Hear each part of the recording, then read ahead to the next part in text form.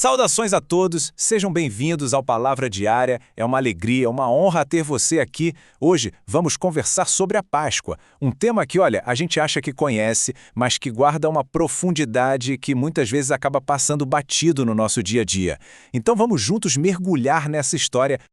Para a gente começar a entender a Páscoa de verdade, é fundamental voltar lá na origem, sabe? Na instituição dela. E tá tudo aqui, nas Escrituras. Isso aqui não é uma festa que os homens criaram, não. Foi uma ordem direta de Deus. Um estatuto, uma lei para sempre. Uma memória que deveria atravessar todas as gerações. Só isso já mostra para a gente o peso e a importância que esse mandamento tem.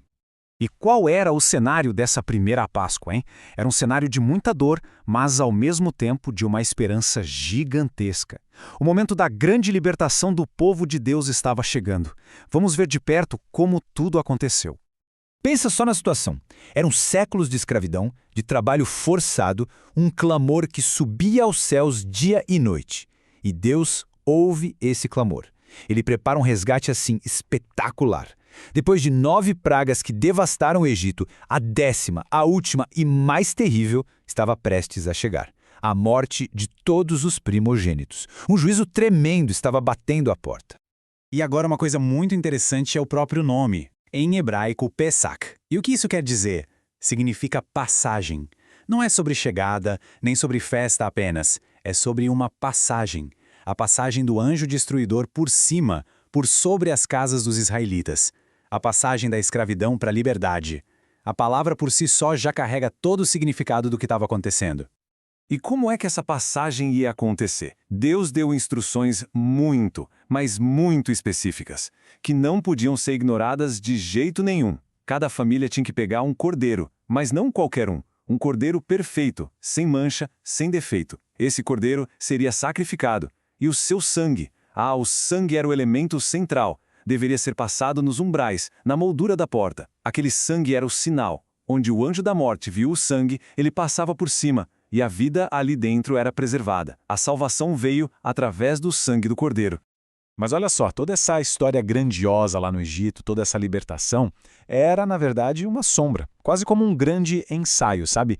Um ensaio poderoso para algo infinitamente maior que ainda estava por vir. A Páscoa original apontava ao tempo todo para a Páscoa definitiva. E é aqui que o apóstolo Paulo conecta todos os fios de uma forma brilhante. Repara bem, ele não diz que Cristo celebrou a Páscoa. Ele diz que Cristo é a nossa Páscoa. Aquele cordeiro sem defeito, sacrificado lá no Egito, era uma figura, um tipo do sacrifício perfeito de Jesus. O símbolo encontrou a sua realidade. E quando a gente coloca um do lado do outro, essa comparação deixa tudo muito claro. Lá no Êxodo, a gente tinha um cordeiro. Em Cristo, nós temos o Cordeiro de Deus. A libertação no Egito foi da escravidão física, do trabalho forçado. Com Cristo, a libertação é da escravidão espiritual, do pecado. O sangue na porta livrou da morte física. O sangue na cruz nos livra da condenação eterna. E mais, aquele sacrifício precisava ser repetido todo ano, mas o de Cristo foi único, perfeito e para sempre. Então, na sua última noite, enquanto celebrava a ceia de Páscoa com os discípulos, Jesus faz algo impressionante. Ele pega os elementos daquela ceia de milhares de anos, o pão e o vinho, e dá a eles um novo significado. Ele diz: "Este é o meu corpo, este é o meu sangue, o sangue da nova aliança." Ele estava naquele momento inaugurando o cumprimento de tudo aquilo que a Páscoa sempre apontou. Certo? Com toda essa riqueza, essa profundidade bíblica em mente, surge uma questão bem prática para os nossos dias. Como é que a gente compara a verdade da Páscoa com os símbolos que a gente vê por toda parte hoje? Isso nos leva à pergunta que muita gente faz. Se a Páscoa é sobre o cordeiro, sobre o sangue, sobre libertação, de onde é que saíram os coelhos e os ovos de chocolate? Porque se a gente for investigar a origem disso, a gente vê que a conexão com a história da Bíblia simplesmente não existe. A verdade é que a origem desses símbolos é completamente pagã. O coelho, por exemplo, era um símbolo de fertilidade, ligado a deusas antigas da primavera. O ovo também, em vários rituais antigos, simbolizava o renascimento, o ciclo da vida na natureza. São tradições que acabaram se misturando com a celebração cristã ao longo dos séculos, mas as raízes delas estão em rituais idólatras, não na palavra de Deus. E a palavra nos adverte, né? Ela nos diz para não nos amoldarmos aos padrões deste mundo. Então, quando o Cordeiro de Deus é trocado pelo coelhinho, quando o foco sai do sacrifício e vai para o chocolate, a essência pode se perder. O risco é o de misturar o sagrado com o profano, algo que as Escrituras sempre nos orientam a evitar. Então, a pergunta que fica é: como nós devemos viver e celebrar a Páscoa hoje, à luz de toda essa verdade? O que isso significa para a gente, na prática, no nosso dia a dia? A verdadeira celebração é manter o foco no lugar certo. É, antes de tudo, lembrar do sacrifício de Cristo, o Cordeiro que tira o pecado do mundo. É celebrar a nossa libertação, não mais do Egito, mas do império das trevas. É participar da ceia do Senhor, anunciando a morte dele até que ele venha. É viver uma vida nova, transformada por esse sacrifício. E, claro, é também rejeitar conscientemente aquelas tradições que acabam tirando o nosso olhar da cruz.